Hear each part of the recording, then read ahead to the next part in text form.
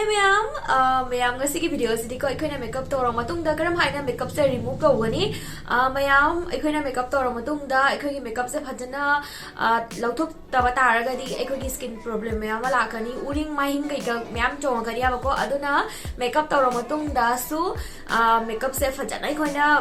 lauthok pi base am darkar budi da makta mathau dari se asigumba cotton balls hadi yum da sum lasting kari ka leibo rani dona sum tawba yai ko ikhoina pratik khan bada sina bala sing do aduna su sum yai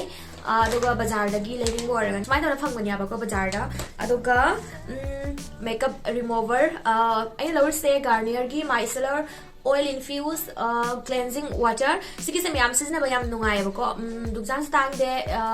aduga siga oil yaw mani na ko ikhoina mo ta ko hair dry oil ma ma later ne do oil ya ba ko yam phai ado ai sigi se sisna ye aduga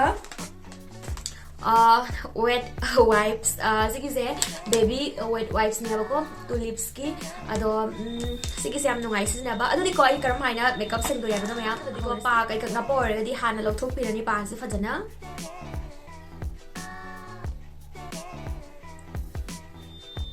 makeup look ama tawramani aba ko sigi se next video da lakani ado isigi wipes se lawre aba ko e ha ba mai han sendokani ai makeup sendokki taragadi ke tawragani na ko ai se ko ko pakna leirami nang mai do duga loina mu paksalani adana yamna haina sina dani wipes amana fazana lawthok jana ba ko mayam sum yem ko ai usi ai asli avatar da lakto ne sena makeup without makeup ado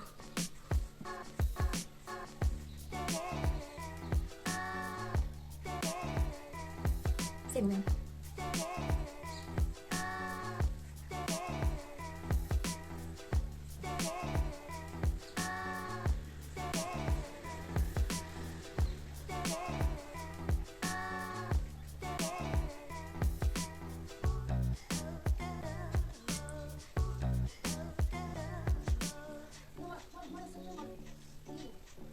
let's go.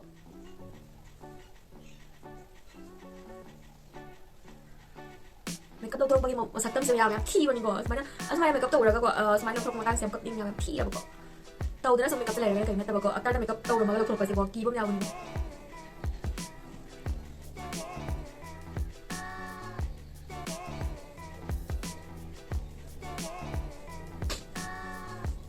ado ai han bagi makeup se loina lau thok na lore yen mudu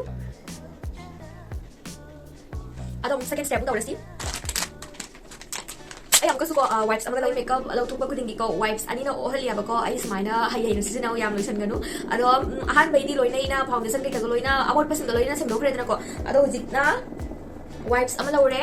aduga sigi micellar water se ka jitang thada rani aba ko smaina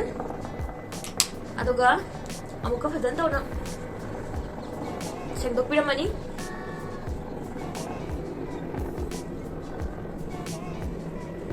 wipes season rasu ko aikoina makeup remover season da base tawbi ganu season abiu asina mu hena fajan tawna senghan doi ni mai se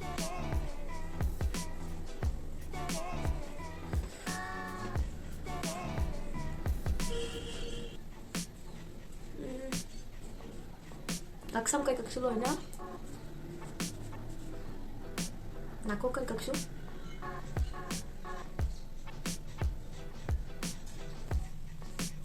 ai hojik sengdok na pura lore ai second step pura complete ore hojik samai nei sengdok lore matung da ko yamuka kai tawi face wash na na traga cleanser na ra fajan tawna mai se fajan na ta thoni aduga isinga jam mana fajan na ta thok piraga la ani ko adudi ai hojik face wash tawraga la age ado mayam ai hojik mai ta na lore la e ado tawai la mana rani aduga mai se tai thok pirani mayam punong sloi khangam gani tai thok matam na mai se sungai mai takti no ko ado nó đẹp đẹp tông đó vô thả ra cái mai sẽ thấy thuốc piu ado mai ta na loi ramina hojik ai mai se pra clean oi re ai skin care mo tau re ko mai ta lo ram tung da su skin care tau dunia ba ko ado kari ne duna ai kari tau have da myam uchara ge se ko khaji ka tang chot lingai sika ko ai toner ma lo ra ge ko ai na lori se biotic ki cucumber pore tightening refreshing toner sigi se lawra ni myam ado tairage somna sizinaba any toner ama sizinabiu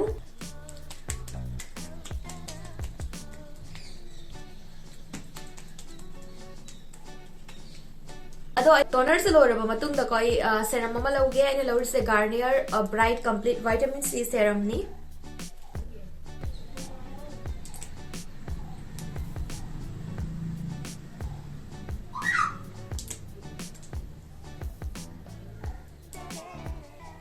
sige se mayam yam na hena taiba mathau ta de sida dot ama siga dot ama siga dot ama siga dot ama dot mani ka thada biro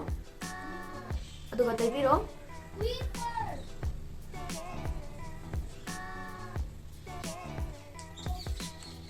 ado serum taina lore hojik last step moisturize to bose am darkar ni mayam ikona ahalo de tai ba puna maki mathak tu ka layer am khak moisturize na to biram doini ado sigi se maru yam no oi serum tai haina moisturize to tau dawa tau biganu mayam ngang ba se soi to boni mayam nok na biganu go ado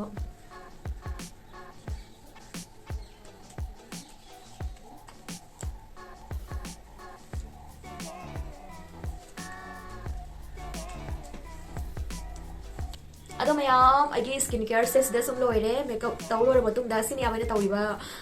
skincare ai ko ado makeup tawbo loiraga mayam aina tawloriba samaina fasin tawna mai se sengdokpiu fajana remove tawbiu ado oraga de khane makeup taiba taraga siko ma uring chongba kai kai chongba do ai libba ma tairaga la e asi kastani ko ina makeup tawlo matung da tawriba agi skincare aduga makeup se kamaina remove tawna ina utkhidrane segi cotton se lasing se ko ngasigi de season da yaba ko ayam bada so ai season da yaba sigi se ado sigi season ra ri ai wipes am khata na open ni sigi se ado sigi season da gana wipes ani changani tak bak su ko ai se season ai ado sigi season ai ko ai so na pa mawong da ko makeup se pak traga lore ha ko so na kram haina pa mi ba adu ki mawong sigi se ka minus ne yaba da ko cotton sigi cotton ball se am kha lauthoni ko lauthoga sigi micellar water se sigi se khajin thada rani thada la han bada ko loi se lupi ni tana makeup se na adu lora matung da wipes ama lauraga fazana amuk dan thukpi ba ko adu maina ado somna pamjau mong da sendok piu makeup se remove to biu ado soy na to biu makeup remove se makeup to matung da face wash ta thoga sum top pada to biga nu natragadi uring mahin kai myam chonga ko sia skin problem myam ade des myam mayok na rakpa yae ko adana makeup remove se fazana to biu koina face wash ama sila raga sum yare hana to bodo to biga nu hoji ko tikma skin do soft raga se tungda solpa yae ko adana makeup se fazana remove to biu sikatani myam aina kangjaba aina tawjaba kara do myam da share to jare ado myam ai videos dagi khajitang ko bakaro phangla yana khalagadi yes like to biramo aduga channel asida no balak poraga na subscribe to salamo mathanda su amka faja video ga ingi da magta ado di myam se gili chalagi ko bye bye mathangi next video da unarasi ko ado myam su khangbiram lagani ai video ingi bai china sing hojik ai video gi timing se sanda do ja upload tore abako ayukta hana pung 8 da upload torom bodo ado ai viewers sing yamna haidi active oi do to ko aduna nungthang do nai upload tore nungthang nungin wairam ko pung taruk makhai haidi ko nong khadok sum khai sum late oi basi ai ado mayam ngai biram mayam na support to view ado mayam si kini chalage ko bye bye